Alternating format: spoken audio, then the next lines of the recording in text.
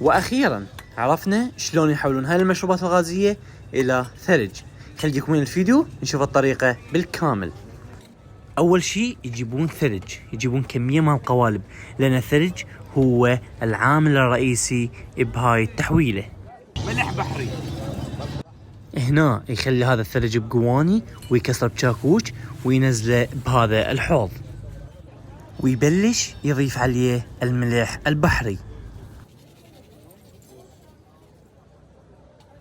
هنا بعد ما ضاف الثلج والملح البحري والمشروبات اللي يريد يحولها الى ثلج، يبلش يخلط بيهن سوية، يظل يفر ويخلط بيهن داخل الحوض لحد ما تطلع وياه هاي النتيجة، انه المشروب الغازي تحول الى ثلج، والان صار جاهز يقدمه للزبون.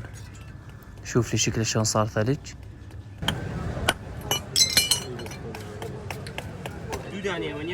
وبالاخير لا تنسى تخلي لايك واشتراك، وان شاء الله نشوفكم في فيديو قادم. في امان الله.